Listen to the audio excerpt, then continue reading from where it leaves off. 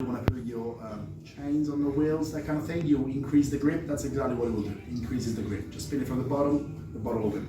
When you have your glass full of ice, imagine that you want to be extremely cool, which I'm assuming you all want to. You're not going to fill the glass until the very end. You want to leave that sort of wash line. So until here will be my liquid.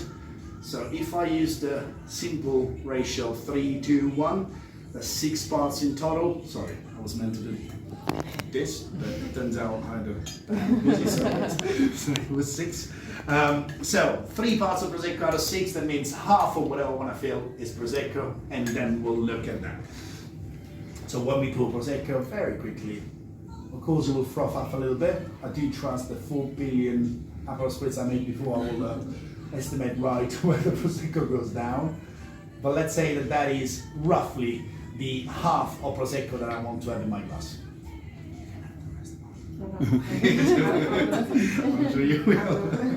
And when it comes to Aperol, again, very relaxed. Just imagine, if this is, until here, the rest of my drink, 2/3 of that space want to be occupied by Aperol. So very easily just pour what you think is needed. And then 1/3 splash, let's say, your soda water. This is the enemy number 1 for any drink. I don't mean this brand, I just mean in general water. I think about paying for your drinks, which hopefully is not something that you'll experience today, but think about paying for your drinks. You really don't want to pay for water, you would rather have the water on the side. That's exactly what we believe, all of us, every single brand. And the reason being, soda water is demineralized water with the additional CO2.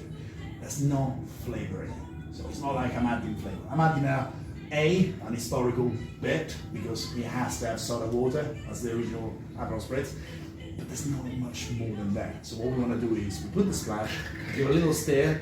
I believe in the 80s, kind of, drinks that change color were very, very cool.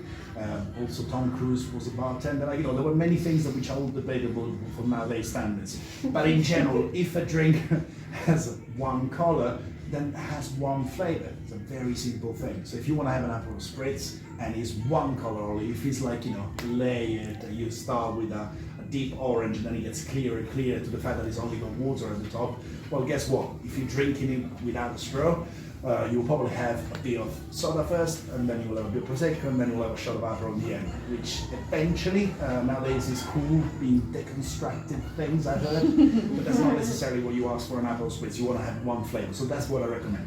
And then the very last, of course, otherwise I don't get paid tomorrow, it's,